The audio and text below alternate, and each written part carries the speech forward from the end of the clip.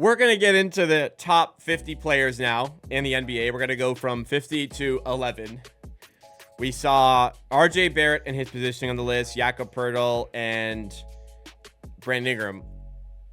Magically was omitted from the list. For 50 to 11, I sincerely hope Scottie Barnes is on the list.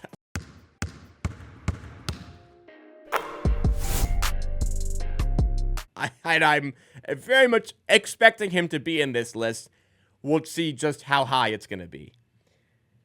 So if I remember correctly, Scottie Barnes was, I think, 36 last season. It was, let's be honest, it was a worse season than the year before for Scottie Barnes. Scottie Barnes was an all-star the season before. He was not in that sort of conversation last season. So I'm expecting a drop for him. I mean, he's got to still be in the top 50 here. If he wasn't in the 50, if he wasn't in the 100 to 51, he's got to be on the. Like, there's just no way. There's just right. There's just no way he's been omitted from the list completely. But I wonder how high or how low he's gonna be. Based on the way they've penalized some Raptors players here, you got to think he's to be around 45. I'm a little nervous, but all right, let's dive in. Number 50 on the list, Porzingis. Okay, yep. Gobert, 49. Honestly, could be higher. Bridges, 48. Honestly, could be lower. Didn't have a great year. Joel, 47. Man, that is very harsh on Joel Embiid. Like, he should still be a top 20 player. He's just hurt, but man, he should still be a top 20 player. That is insanely low I hate Joel Embiid, but that is insanely low. Jamal Murray, 46. Jared Allen at 45. Jalen Johnson, 44. Man, like, someone's seen Scottie Barnes. Should I be sweating here? There's no way he's not on this list. So, okay, so I guess promising signs. We're not even there yet. Jalen Johnson, 44. Markkanen, 43. Julius Randle, 42. Okay, I'm in agreement with these. 41 for OG. Wish we had him. Aaron Gordon at 40. He's not better than OG. Desmond Bane at 39. We're in a match player now. Darius Garland at 38. Barnes is higher than I was expecting him to be at this rate. I thought he'd be in the 40s. We're getting the scary parts, like the Emmanuel Quickley list got to, where it's like you shouldn't be on the list even at this point. I guess you could still be in the 30s. Amen Thompson, 37. Oof, he's good, but he is not better than any of these guys. Maybe this range. That is high for Amen Thompson. Zubac, 36. He's very good. That might be a sliver high, but I'm happy he's recognized this much. De'Aaron Fox, 35. Sabonis, 34. Ja Morant, 33. We're at Franz Wagner. We have still not seen Scottie Barnes, man. I would have been shocked if you told me they put Barnes ahead of Franz Wagner. Jaren Jackson at 31. Oh, well, okay, here we go. Scottie Barnes at 30. He was 35th last season. All right. I'm not complaining. That's great, but I was not expecting that. 30th, up 5 positions compared to last season. Whoa. What does it say about him? It was a down year for Barnes. Let's make no mistakes about it. All-star for the first time at 22 in the 23-24 campaign. Barnes took a step back last season. Okay. He couldn't maintain a career-high 34% shooting for 3, slipping to 28% beyond the arc. Those threes are necessary to propel Barnes' efficiency to league average levels. On the plus side, Barnes' usage rate was the highest of his career. Having turned 24, Barnes should have more development ahead of him as well, with help with additions like Brandon Ingram. That is not the description of a player that goes from 35 to 30 on the list.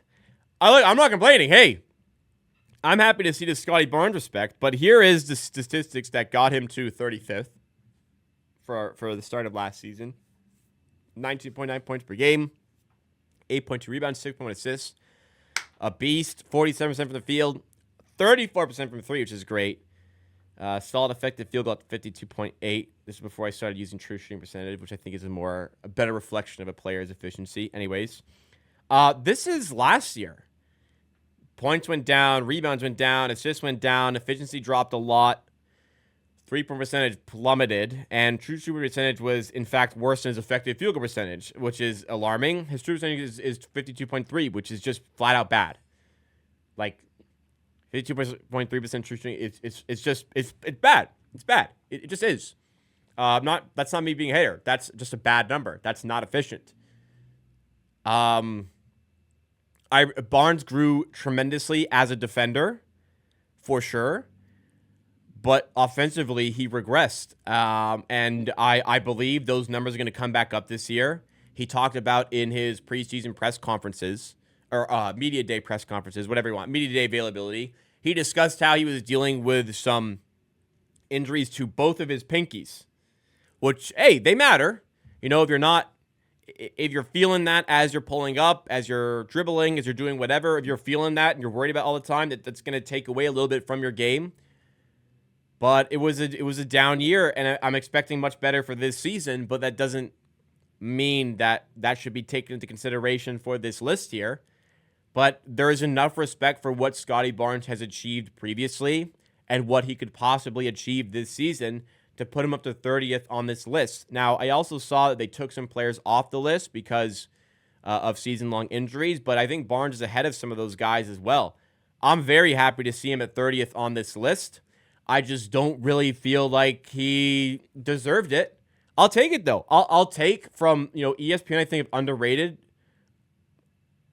pretty much like every Raptor I've seen so far, or not seen in a case, but I will take the other swing where I think Barnes is a bit too high. I'm glad to see there is recognition of his abilities, and I am going to take it. But he's 30 here. Hopefully a good season ahead can pull him upwards. Let's dive through the rest of the list. Like, he's in a tier with Trae Young. Trae Young's way better than that. Tyrese Maxey, I think it's fair. Cat, I think it's mostly fair. Derek White, I really think Derek White's great, but that might be a touch high. In similar tier to Şengün. Backwards, who would I put him? I probably would have put Wagner and Jaren Jackson ahead of Scottie. Who else would I? I'm kind of looking back. It's not like I would put these guys above Barnes. So I guess it makes sense. Like, I would have put Wagner ahead of him. I'm going to be honest. I would have put Jaren Jackson ahead of him, but that only puts Barnes to 32. So I guess this is an accurate position based on who's around him. So with extra context, it makes sense. I think Trae should be higher. I think Barnes is in this. I think Barnes is in this tier with these guys. We're kind of creeping up here. James Harden might be. James Harden's underrated, but I think he's in general. But I think he's a bit high for this list. Siakam at 22. Oh, I miss you, Spicy P. Bam at 20. That's too high. Bam at 21. Come on. What are we doing? Kawhi 20. Honestly, could be higher. JB at 19 is honestly too high. Jimmy Butler is too high. Banchero, I think a touch high. All right. Devin Booker, yes. Mitchell should be higher, I think. AD, I think should be lower. Mobley is too high. Mobley is not the best player on the Cavaliers, man.